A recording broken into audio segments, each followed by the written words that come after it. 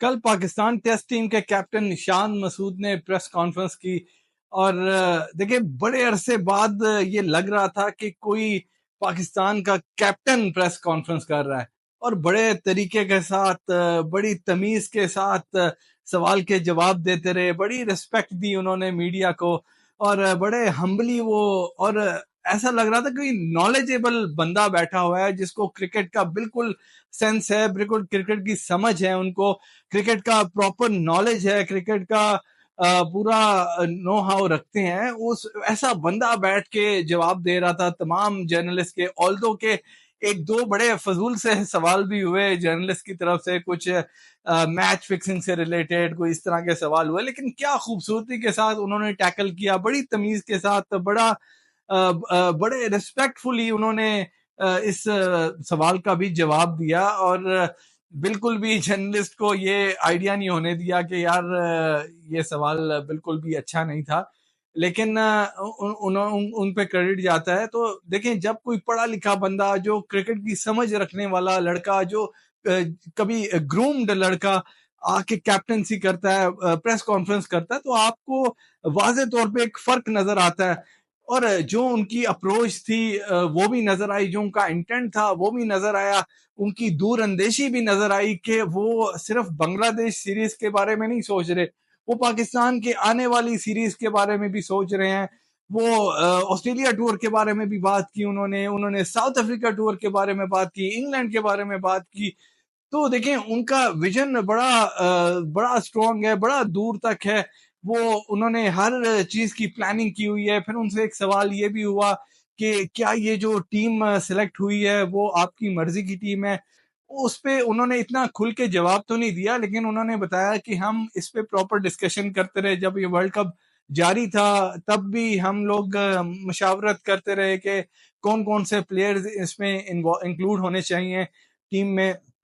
तो कहीं ना कहीं उनकी भी मर्जी शामिल है, लेकिन यहाँ पर शान मसूद को मैं ये एडवाइस देना चाहूंगा कि बेशक जो भी टीम हो उनको खुल के बात करनी चाहिए, जो हाँ ये प्लेयर भाई मेरी मर्जी का है, हाँ ये प्लेयर सिलेक्टर्स की मर्जी का है। तो इसमें कोई हर्ज नहीं है, कौम बिल्कुल समझेगी इस बात को क्योंकि इनका इंटेंट बड़ा क्लियर है, इनके इनका जो विजन है बड़ा क्लियर है। और बल्कि कुछ दिनों से अहमद जमाल का वो एक क्लिप भी बड़ा वायरल हुआ है जहां पाकिस्तान की एक बड़ी मशहूर क्रिकेट वेबसाइट है क्रिकविक, वहां पर मजहर अरशद जो स्टैट्स के गुरु माने जाते हैं, उन्होंने एक सवाल इनसे किया।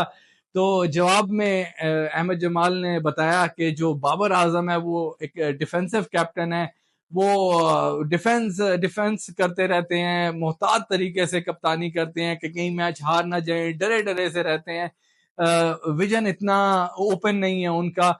जबकि दूसरी एंड पे अगर शान मसूद की बात की जाए, बड़े अग्रेसिव कैप्टन है, जीत की तरफ जाते हैं, उनकी सोच जीत पे है। तो देखें, इसी बात को मैं इनकी प्रेस कॉन्फ्रेंस से कनेक्ट करूं तो बिल्कुल इस प्रेस कॉन्फ्रेंस में नजर आई उनके जो बात करने का तरीका था, उनका जो इंटेंट था।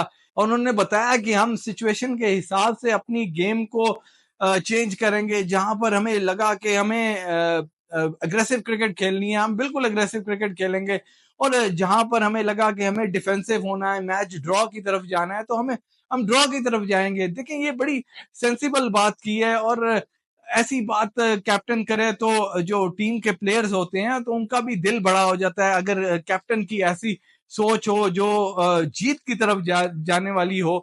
तो यहाँ पर जो पहले होता था वो तो मैच शुरू होने से पहले ही उनकी डिफेंसिव अप्रोच स्टार्ट हो जाती थी, मैच शुरू होने से पहले ही उनकी जो प्रेस कॉन्फ्रेंसेस होती थी या उनकी जो बातचीत होती थी वो यही होती थी जी असि अपनी विकटा बचानी है, हमने मैच ड्रॉ की तरफ, लेकिन जीत का तो उनका सोच ही नहीं थी कि हमने जीतना भी है। तो देखें, ये बड़े लोग पसंद कर रहे हैं शान मसूद को एज अ कैप्टन, क्योंकि गेम भी उनकी बहुत अच्छी है। जैसे मैं अपनी वीडियोस में कहता भी हूं कि जो वर्ल्ड कप 2022 में हुआ था ऑस्ट्रेलिया में, वहां शान मसूद जो टॉप रन स्कोरर थे पाकिस्तान की तरफ से। फिर अगर मैं और पीछे ले जाऊं आपको, 2018 की साउथ अफ्रीका सीरीज, जहां पर इतनी मुश्किल कंडीशन थी, फास्ट बॉलर्स गुड लेंथ पे बॉल कर रहे थे, पाकिस्तानी बल्लेबाज बिल्कुल भी खड़े नहीं हो पा रहे थे, मैं वो सीरीज कवर भी कर रहा था। तो वहां पर शान मसूद वो वाहिद बल्लेबाज थे जो साउथ अफ्रीकन बॉलर्स के आगे डटे हुए थे, लड़ रहे थे उनके साथ। सेम अगर मैं ऑस्ट्रेलिया की बात करूं, वहां भी सेम कंडीशंस है, वहां भी शान मसूद के बड़े अच्छे रन है, शान मसूद बड़ी अच्छी इनिंग खेलते हैं।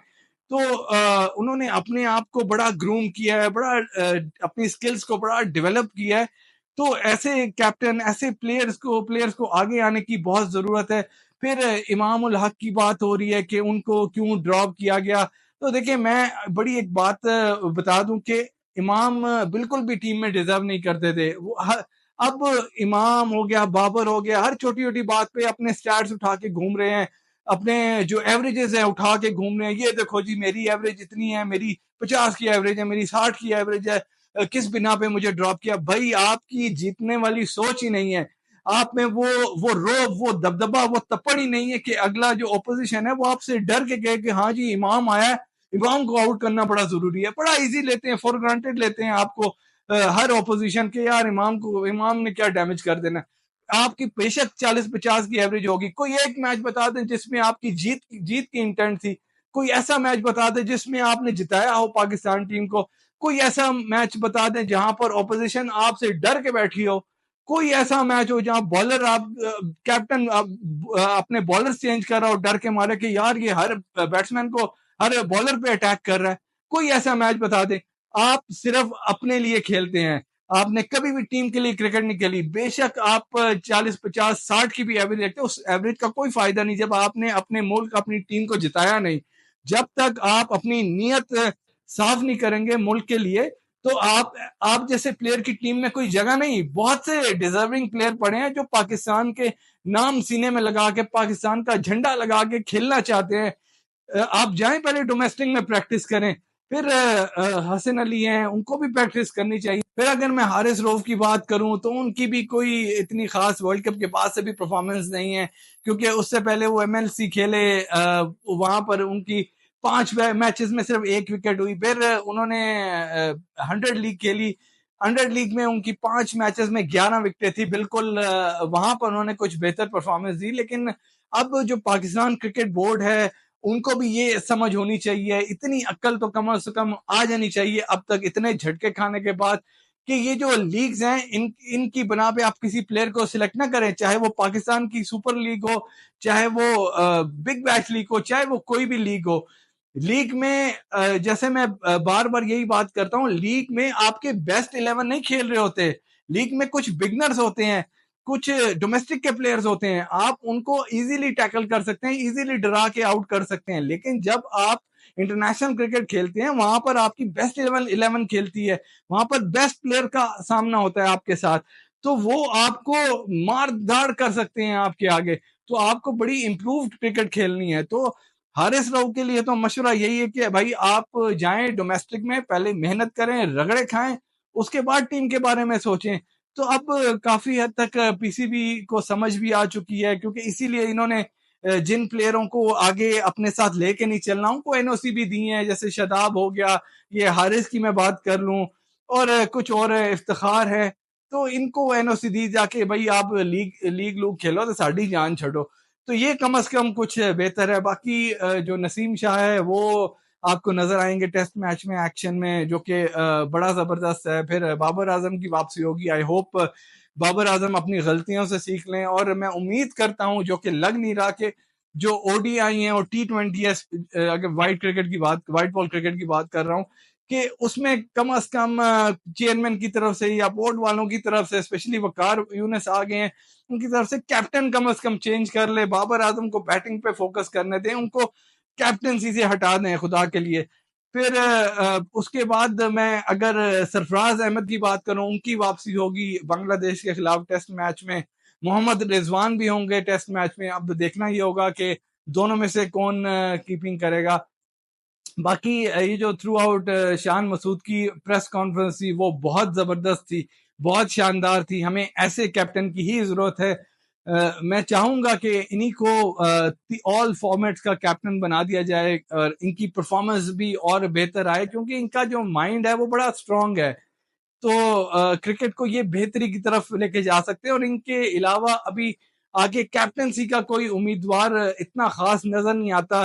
क्योंकि हर एक अपनी रेस में दौड़ रहा है, हर एक अपनी लालच में एक दूसरे से ना इत्तेफाकियां पैदा करके बैठा हुआ है।